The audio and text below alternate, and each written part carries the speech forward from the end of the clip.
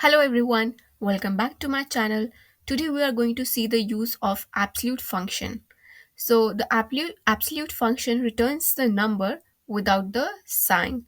So for example, the absolute of minus 10 will be 10 and the absolute of 12 will be 12. So basically the absolute means to return the number without the sign. So now let's see in Excel how we do that. So in Excel, the absolute function is written as ABS. So this is the function and it takes a input. It takes a input parameter as a number. So we can give any number, for example, 70. The absolute will be 70. And if I say is equals to absolute of minus 100, it will give me 100. Okay, so this is how the absolute function works. So currently I was entering the number in the parameter. We can also enter a reference cell. So now let's see that example. So what we will do is, in this we will enter a age and we will check if the person can vote. Now, assuming that there could be some error and a person, instead of entering 20, by mistake wrote minus 20, but he is eligible to vote. Now, let's see how we can do that. So, I will write a function, I will write a formula is equals to if absolute of this cell, the cell B2, I will enter my number in cell B2. So, if absolute of B2 is more than is equal to 18, then the person can vote. So I will write yes.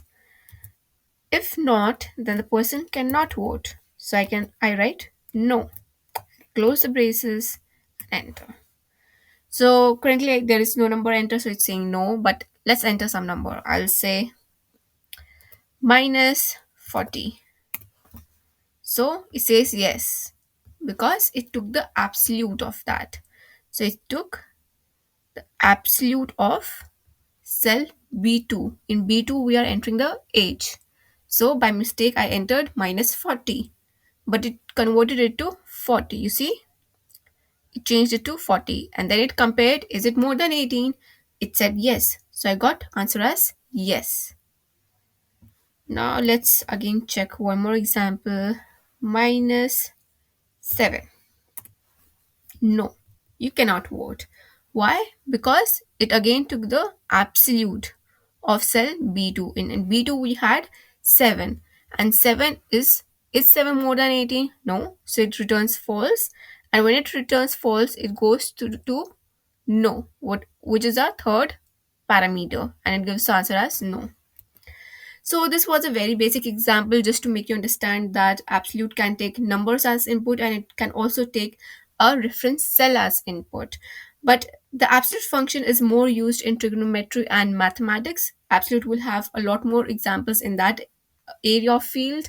So yeah, let me know for more examples where you have used absolute value in your work life or student life. And yeah, it would be great to know. Thank you so much. That's all for this video, and let's meet in the next video.